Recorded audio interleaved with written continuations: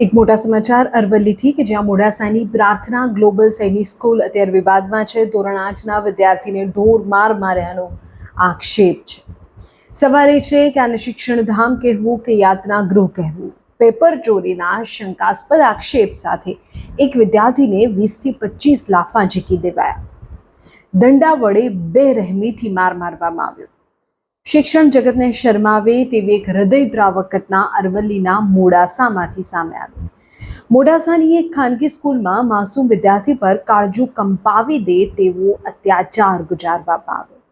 સૌથી મોટા સમાચાર અહીં એ છે કે ધોરણ 8નો વિદ્યાર્થી જેને માર મારવામાં આવ્યો છે, આ માસૂમ બાળક પર પેપર ચોરી કરીને અન્ય ધોરણના વિદ્યાર્થીને આપ્યાનો ગંભીર આક્ષેપ છે।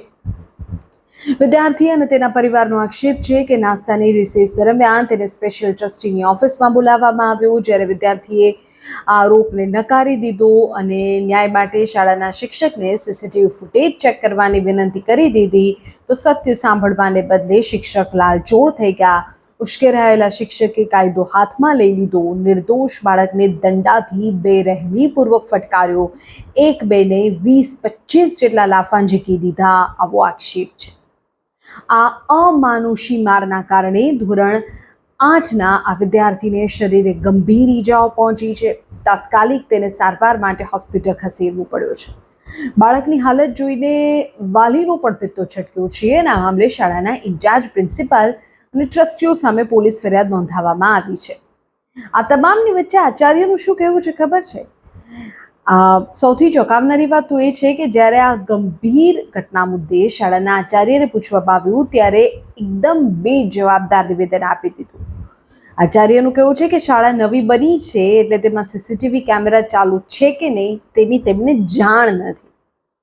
કોઈ પણ નક્કર પુરાવા કે તપાસ વિના એક બાળકને આ હદે પશુની જેમ માર મારવામાં આવતા સમગ્ર પંથકમાં અન્ય વિદ્યાર્થીઓના વાલીઓમાં પણ ભારે રોષ છે। સવાલ એ છે કે શું આવી સૈનિક સ્કૂલોમાં બાળકોને અનુશાસનના નામે યાતનાઓ આપવામાં આવશે? પોલીસ આ નરાધમ શિક્ષકો અને ટ્રસ્ટીઓ સામે કેવા પગલાં લે છે તે જોવું રહ્યું।